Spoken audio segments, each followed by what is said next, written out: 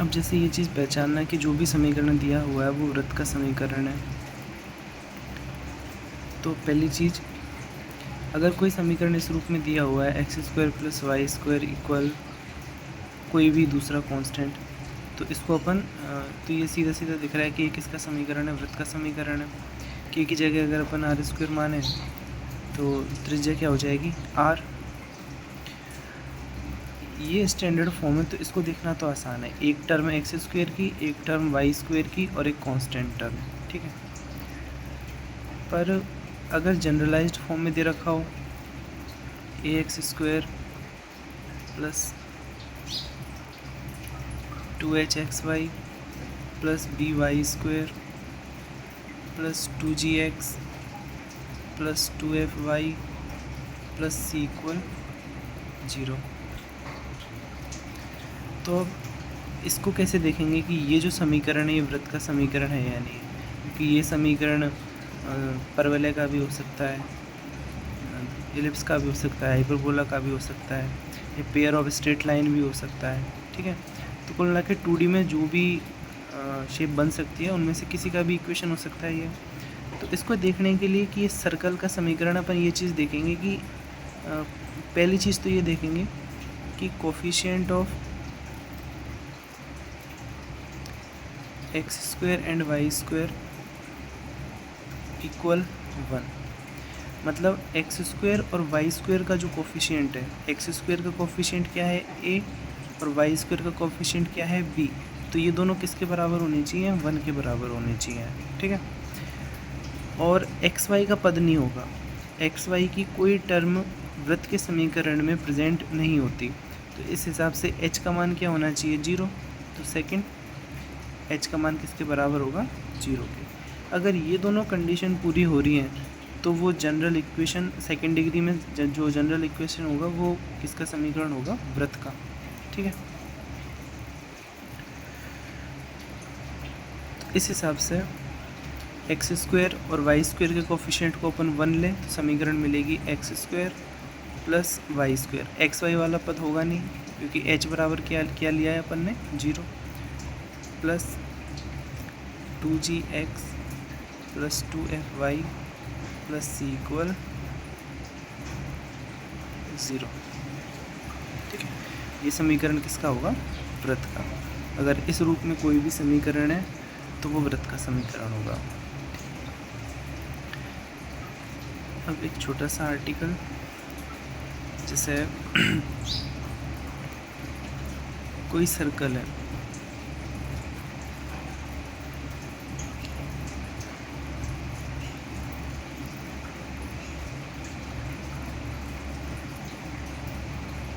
ये x axis और ये y एक्सिस, तो ये सर्कल अक्षों पर क्या अंतःखंड काटेगा,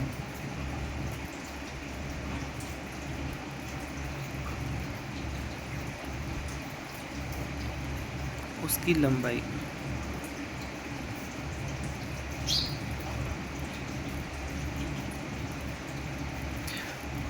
वृत्त द्वारा अक्षों पर जो अंतःखंड काटे गए हैं इसकी लंबाई।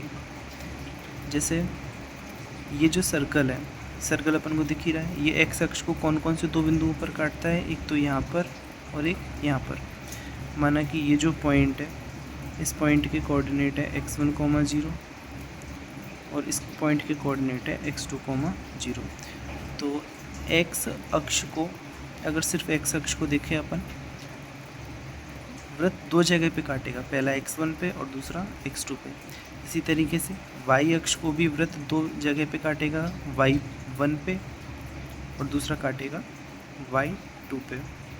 अभी अपन को x1, y1 और x2, y2 के मान पता नहीं है, तो ये कोई स्टैंडर्ड सर्कल तो है नहीं, ठीक है। जनरलाइज्ड जो फॉर्म है सर्कल की वो क्या होती है, इस सर्कल का समीकरण होगा इस हिसाब से, x² + y² + 2gx + 2fy + c = 0। अब प्रतिच्छेद जो अपन निकालते हैं तो अपन इसी तरीके से तो निकालते हैं कि अपन को ये देखना है कि वृत्त वृत्त x अक्ष को कहाँ कहाँ काटेगा। तो x अक्ष पे y बराबर कैसा होता है 0। तो जब y बराबर 0 तब y बराबर 0 इस वृत्त के समीकरण में लिखेंगे। तो अपन को अब y बराबर 0 किसका समीकरण है x अक्ष का। तब अपन को x अक्ष का वृत्त के साथ में प्रतिच्छेद पता चल जाएगा। और ये तरीका सिर्फ एक अक्ष का नहीं है, अपन किसी भी लाइन से वृत्त के प्रतिच्छेद इसी तरीके से निकालते हैं। ठीक है, हालांकि और भी सूटेबल मेथड्स हो सकते हैं, पर उनमें से एक ये भी तरीका है कि अपन रेखा के समीकरण को x या y के लिए सॉल्व करें और उस मान को अपन वृत्त में रख दें। ठीक है, जैसे अपन ने इसको y के लिए सॉल्व किया, इस वक्त खैर y है, तो अपन को x का मान मिल जाएगा। ठीक है, y बराबर 0 का मतलब क्या होता है x अक्ष। तो जब अपन वृत्त के समीकरण में y बराबर 0 रखेंगे तब अपन को x का मान मिलेगा। मतलब अपन को ये पॉइंट मिलेंगे जहाँ पर ये वृत्त को काटेगी, ये वृत्त x अक्ष को काटेगा। तो वृत्त के समीकरण में y बराबर 0 रखेंगे तो अपन को मिलेगा x² + 2gx + c = 0। अब ये x में द्विघाती है, ये कैसा है x में द्विघाती है। तो इसका मतलब यहाँ से अपन को x के दो मान मिलेंगे, x1 और x2, क्योंकि द्विघातीय समीकरण के कितने हल होते हैं 2, तो इसके भी 2 हल होंगे, माना x1 और x2। ये x1 x2 यही वाले हैं, क्योंकि अपन देख भी सकते हैं भाई कि सर्कल इस लाइन को 2 जगह पे काट रहा है, तो अपन को x के 2 मान मिलने चाहिए। तो यहाँ से अपन को x के 2 मान मिलेंगे। ठीक है, अगर अपन को x1 और x2 निकालना हो तो इसको अपन श्रीधराचार्य सूत्र से हल करेंगे। ठीक है,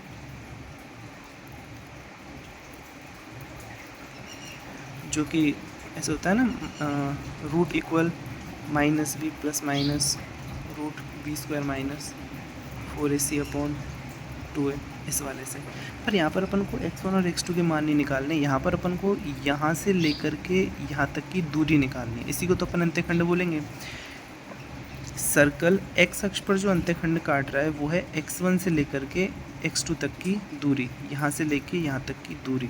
तो ये दूरी किसके बराबर है x2 - x1 के।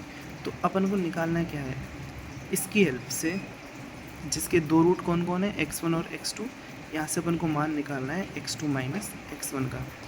और देखो यहाँ पर x2 - x1 निकालने के लिए अपन 2 काम कर सकते हैं। एक काम तो वही कि x2 निकालो इस सूत्र से, फिर x1 निकालो इस सूत्र से, फिर यहाँ पर मान रखो। बजाय ऐसा करने के अपन मूलों का योग और मूलों का गुणन इस तरीके का उपयोग करेंगे।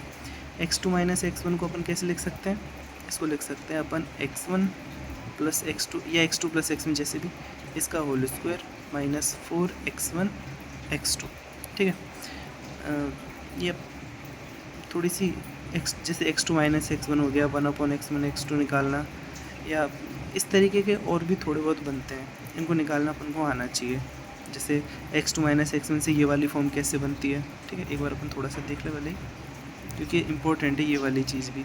हो सकता है किसी सवाल में जो इससे बिल्कुल ही रिलेटेड नहीं हो उसमें भी ये फॉर्म बनाने की ज़रूरत पड़ जाए।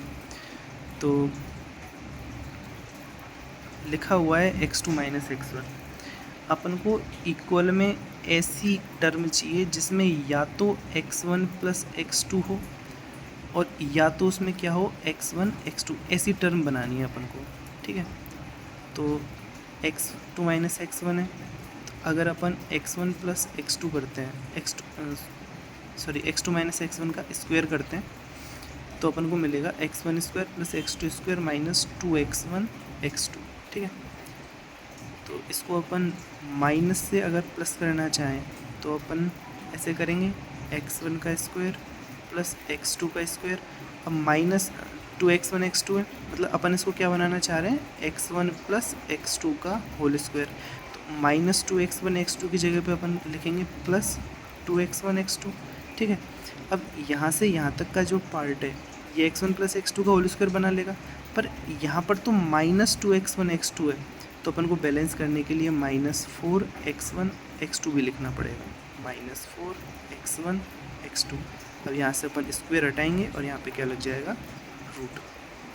ठीक है, ये शायद पहले भी पढ़ा था कहीं पे। तो मूलों का योग अगर ये द्विघात समीकरण है तो मूलों का योग क्या होता है, माइनस बी अपॉन ए, तो माइनस 2g अपॉन ए की वैल्यू 1 है तो माइनस 2g, और इसका स्क्वायर माइनस 4x1 x2, यानी कि मूलों का गुणा ये क्या होता है, c अपॉन है, मतलब कांस्टेंट अपॉन एक्स स्क्वायर का कोफिशिएंट, तो ये हो जाएगा 1 c, और इसका रूट 2g स्क्वायर मतलब 4g स्क्वायर माइनस 4c, 4 को कॉमन लेंगे तो 2 ब्रैकेट में g स्क्वायर माइनस c। तो x अक्ष पर जो अंतःखंड काटेगा इसकी लंबाई कितनी आएगी, 2 root g square minus c। ठीक है, इनको निकालने के और भी तरीके हो सकते हैं, जैसे अंतःखंड की लंबाई निकालनी है अपन को तो इसके और भी तरीके हो सकते हैं, पर एक तरीका ये भी है। मेरा सजेशन ये है कि सर्कल द्वारा x अक्ष पर काटे गए अंतःखंड की लंबाई 2 root g square minus c, और इसी तरीके से इसको रिजल्ट के फॉर्म में याद करना ज़्यादा सही है, क्योंकि अपन एग्ज़ाम में तो इतना सब कुछ करने बैठेंगे नहीं। ठीक है, तो वृत्त द्वारा x अक्ष पर काटे गए अंतःखंड की लंबाई बराबर 2 root g square minus c, और वृत्त द्वारा y अक्ष पर काटे गए अंतःखंड की लंबाई हो जाएगी 2 root f square minus c। ठीक है, x के लिए g आ जाएगा, y अक्ष के लिए f आ जाएगा। ठीक है, अब यहाँ से अपन कुछ रिजल्ट लिख सकते हैं। जैसे मान लो कि एक कंडीशन है, जब सर्कल इस तरीके से है, पहले अपन x अक्ष के लिए ले लेते हैं। ठीक है, पहले अपन सिर्फ x अक्ष को देख लेते हैं। पहली कंडीशन तब है जब सर्कल x अक्ष को काट रहा हो, अगर काट रहा होगा तो अंतःखंड की कोई ना कोई लंबाई आएगी। इस स्थिति में जो अपन ने निकाला है 2 root g square minus c, इसका कोई ना कोई मान निकलेगा। मतलब अंतःखंड की लंबाई यही तो होती है, x अक्ष पर काटा गया अंतःखंड, तो यहाँ से लेकर के और यहाँ तक की जो लंबाई होगी ये कितनी होगी, 2 root g square minus c। तो पहला हाँ यही वाली कंडीशन कि वृत्त x अक्ष को दो वास्तविक बिंदुओं पर काटेगा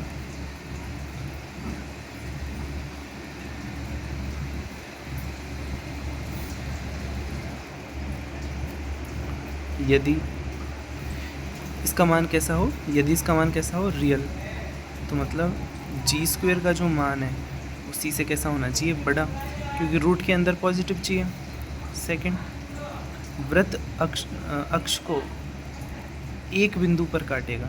एक बिंदु का मतलब ये जो दोनों बिंदु होंगे ये दोनों एक ही होंगे, तो इसका मतलब ये कैसा हो जाएगा, स्पर्श रेखा हो जाएगी एक्स अक्ष। तो एक बिंदु पर काटेगा यदि g स्क्वायर इक्वल c। और तीसरा, दो काल्पनिक बिंदुओं पर काटेगा। अब काल्पनिक बिंदु पर काटने का मतलब क्या है, ये काटता ही नहीं है। जैसे सर्कल जो होगा वो एक्स अक्ष के ऊपर होगा या तो नीचे भी हो सकता है, मतलब काटेगा नहीं। ऐसी स्थिति में अपन को जब काट ही नहीं रहा तो अंतःखंड की लंबाई नहीं आएगी। ऐसी स्थिति में रूट के अंदर वाली जो भी टर्म है ये नेगेटिव होगी, तो this imply g square less than c। इसी तरीके से सेम टू सेम y अक्ष के लिए होगा। ठीक है, तो सवाल में अगर ये पूछे कि बताओ x अक्ष को दो वास्तविक बिंदु पर काटता है या नहीं काटता, तो इसके लिए अपन को ये अगर याद हो तो बहुत ही अच्छा है, अपन इसे निकाल सकते हैं। ठीक है, थोड़ा सा साइड में एक चीज़ और देख लेते हैं। जैसे कोई रूट के अंदर टर्म लिखी हुई है, ठीक है, तो ये रियल होती है अगर k का मान कैसा हो, 0 से बड़ा, मतलब पॉजिटिव हो, क्योंकि अपन नेगेटिव वाली संख्याओं का रूट निकाल नहीं सकते। जैसे रूट के अंदर 5 है तो ये कैसा होगा, रियल। अगर रूट के अंदर नेगेटिव में हो, जैसे रूट -4 है, तो ये कैसा हो जाता है, इमेजिनरी, इसकी कोई वास्तविक मान नहीं होता। ठीक है, जैसे क्वेश्चन है कि बिंदु 3,4 से गुजरने वाले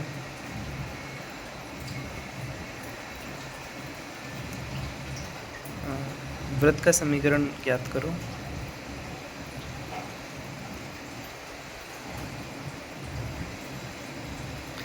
जिसका केंद्र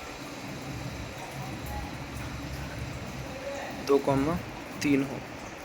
ठीक है, तो एक ऐसे सर्कल का अपन को इक्वेशन निकालना है जो बिंदु कितने से जाता हो, 3,4 से गुजरता हो। मतलब 3,4 वृत्त की कहाँ पर होगा, परिधि पर स्थित होगा, और इसका केंद्र कितना है, 2,3। अब इस समीकरण को अपन निकाले कैसे, अपने पास में सेंटर तो है। ठीक है, सेंटर कितना है, 2,3, पर रेडियस नहीं है अपने पास में। ठीक, तो इक्वेशन लिखने के लिए अपन को सेंटर और रेडियस दोनों पता होनी चाहिए, या फिर जैसे अगर व्यास रूप में लिखते तो अपन को व्यास के दोनों सिरे पता होते हैं ऐसे। तो यहाँ पर सेंटर तो इन्होंने दे ही रखा है, रेडियस निकालने के लिए सेंटर से लेकर के और पॉइंट तक की अपन दूरी देख लेंगे। मतलब radius equal distance between 2, 3 and 3, 4। इन दोनों सेंटर से लेकर के और सर्कमफ्रेंस तक के किसी भी पॉइंट तक की जो दूरी होगी वो क्या हो जाएगी, रेडियस। तो इनके बीच की अपन दूरी निकाल सकते हैं। दूरी कितनी हो जाएगी, 3 - 2 का स्क्वायर प्लस 4 - 3 का स्क्वायर, x2 - x1 का स्क्वायर प्लस y2 - y1 का स्क्वायर। अब इसको सॉल्व करके रेडियस आ जाएगी, सेंटर आ जाएगा, तो फिर अपन इक्वेशन आराम से लिख सकते हैं, x - h का स्क्वायर प्लस y - k का स्क्वायर इक्वल r²। ठीक है, अब एक दूसरा सवाल है।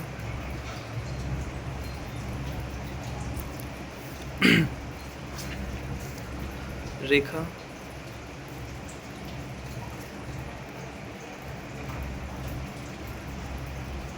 x = 1, x = 5 तथा तथा y = 4 को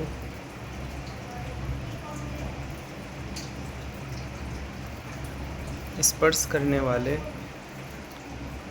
वृत्त का समीकरण।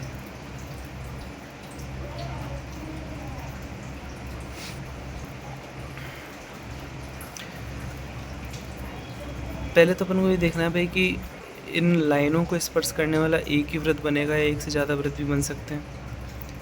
तो ये अपनी x एक्सिस, ये y एक्सिस, x = 1 यहाँ पे आ जाएगा और यहाँ पर y = 4, x = 5 यहाँ पे आ जाएगा और y = 4 यहाँ पर आ जाएगा। तो इस तरीके के दो सर्कल बनेंगे। ये जो ऊपर वाला सर्कल है ये भी x = 1, x = 5 और y = 4, इन तीनों रेखाओं को स्पर्श करेगा। और ये जो सर्कल होगा ये भी x = 1, x = 5 और y = 4, इन दोनों रेखाओं को स्पर्श करेगा। चित्र थोड़े ज़्यादा सही नहीं है पर काम चल जाएगा। अब बात आती है कि इनके सेंटर को निकालने की। ठीक है, तो 1 और 5 इन दोनों के बीच में x = 3 होगा। ठीक है, तो सेंटर के लिए इस वाले के लिए भी x = 3 होगा और इस वाले के लिए भी x = कितना होगा, 3। ठीक है, तो अब यहाँ से लेकर के अपन को y का मान निकालना है ना। ठीक है, तो रेडियस का पता अपन को ऐसे चल जाएगा कि x = 1 से लेके यहाँ तक की जो दूरी, अच्छा देखो रेडियस को अपन ऐसे देख सकते हैं कि जो सर्कल बन रहा है वो इन दोनों के बीच में बन रहा है। मतलब यहाँ से लेके और यहाँ तक की दूरी, इसका पूरा व्यास हो जाएगी। तो ये दूरी कितनी है, 4। अरे मतलब x=1 और x=5 के बीच की जो दूरी होगी वो तो 4 ही होगी, तो इसका आधा यानी कि 2 इसकी क्या हो जाएगी, रेडियस। तो इस हिसाब से ये जो चित्र है ये ऐसे बनेगा। फिर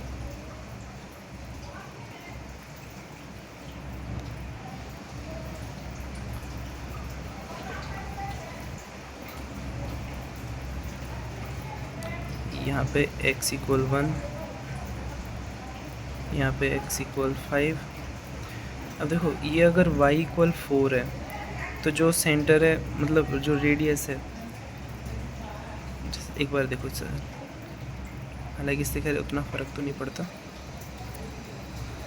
तो यहाँ से यहाँ तक की डिस्टेंस अगर 2 है, क्योंकि रेडियस इसकी 2 है, तो ये वाली डिस्टेंस भी कितनी होनी चाहिए, 2। तो y= कितना हो जाएगा, ये 2, और x= कितना था, ये 3। मतलब 1 और 5 के बीच में x=3, y=2। तो यहाँ से लेके यहाँ तक की दूरी भी फिर 2 होगी। तो ये x=0 को भी स्पर्श करेगा। हालांकि उतनी इससे हेल्प नहीं होगी कुछ इक्वेशन लिखने में, पर फिर भी चित्र सही ऐसे बनेगा फिर। और एक सर्कल कहाँ बनेगा, ऊपर। अब इसकी रेडियस भी 2 है, तो x=3, यहाँ से यहाँ तक 2, फिर यहाँ से यहाँ तक 4, और फिर यहाँ से यहाँ तक 6। तो रेडियस दोनों सर्कलों की 2 है, और एक सर्कल का सेंटर है 3,2, और एक सर्कल का सेंटर है 3,6। अब अपने पास में सेंटर है, रेडियस है, अपन दोनों सर्कलों की इक्वेशन लिख सकते हैं।